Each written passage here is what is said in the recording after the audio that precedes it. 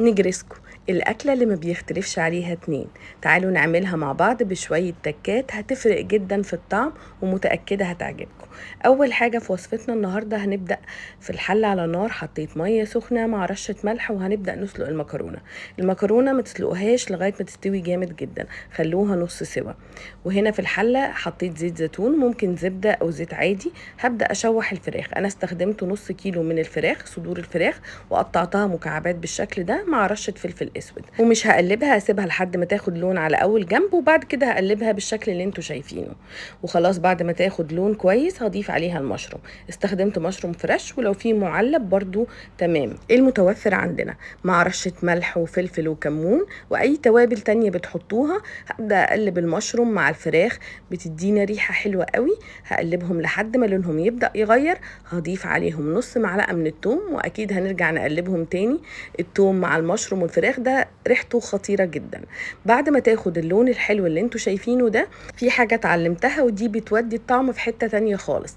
هضيف عليها نص كيس من اي شوربة فورية. الشوربة الفورية اللي هي موجودة في السوبر ماركت، سواء شوربة كريمة او شوربة مشروم. هضيف نص كيس وهديله تقليبة كده مع الفراخ وكمان المشروم.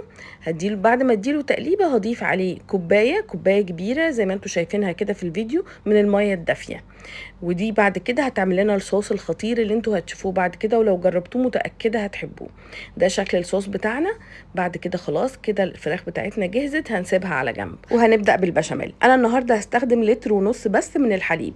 هضيف عليهم 3 معالق من الدقيق على 3 معالق من الزبدة او الزيت، وهقلبهم على نار عالية. لو هستخدم لترين او صينية اكبر من الحليب هضيف 4 معالق دقيق مع 4 معالق من السمنة او الزيت. بعد كده هوطي النار وابدأ اضيف اللبن كله مرة واحدة مع التقليب المستمر لغاية ما الدقيق يدوب كله في اللبن. هضيف هنا ملح وفلفل، ممكن طبعا جوز الطيب لو حابين. هفضل اقلب لحد ما اوصل للقوام اللي انا عايزاه.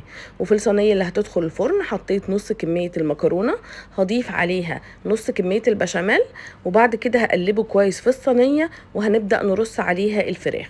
هرص كل كمية الفراخ، وبعد كده هحط باقي المكرونة عليها كمان شوية من البشاميل، وهخلطهم مع بعض وهضيفهم على الفراخ زي ما انتوا شايفين كده. هوزعهم كويس على الفراخ، واخر خطوة بحب اعملها بضيف طبعا باقي البشاميل كله على الوش. هنغرق الصينية كلها بالبشاميل، دي بتديها طعم حلو جدا. وطبعا في الاخر هنرش رشة الجبنة الموتزاريلا، هنوزعها كويس جدا، ولو في جبنة تشيدر برضو بتطلع حلوة قوي. وهندخلها الفرن على درجة حرارة 190 في الرف الوسط.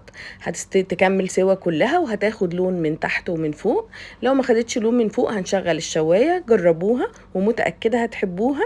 ولو اول مرة بتشوفوني ما تنسوش تعملوا فولو وسبسكرايب للقناة، ومستنية كل تطبيقاتكم.